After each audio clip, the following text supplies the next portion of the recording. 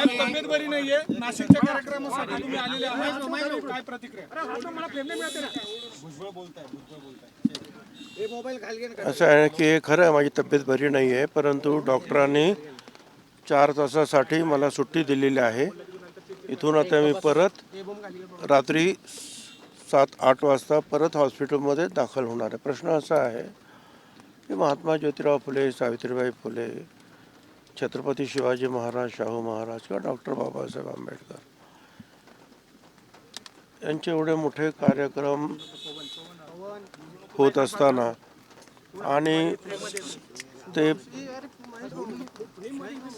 कार्यक्रम प्रत्यक्ष आखताना आणि उभे करताना गेली 4-4 वर्ष मी मेहनत करतो आहे आणि अशा वेळेला मी या कार्यक्रमाला नसणं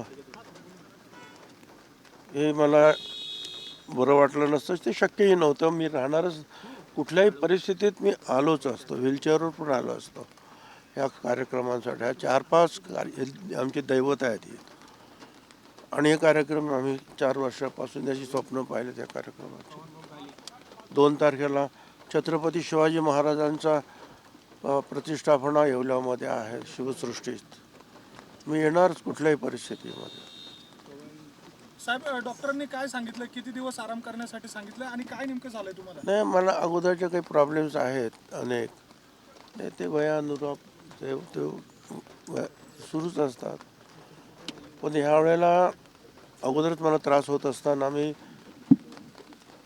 प्राईम मिनिस्टर येणार म्हणून त्यातल्या आदल्या दिवशीच मी पुण्यात गेलो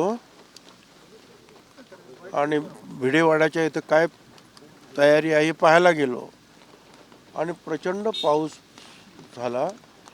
त्याच्यामध्ये पुण्याचे म्युन्सिपल कमिशनर भोसले आणि मी, आम्हाला जर गुडघाभर पाण्यातून जरा त्या भिडेवाड्यात जावं लागलं.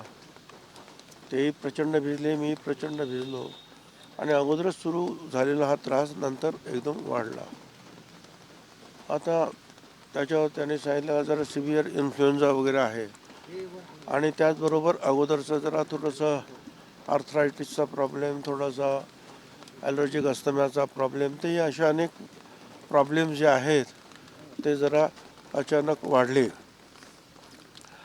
त्याच्यामुळे बोलण्याचा त्रास, हालचाली करण्याचा त्रास. परंतु सगळ्याच डॉक्टरांनी तिथे मेहनत घेतली, बॉम्बे हॉस्पिटलच्या डॉक्टरांनी.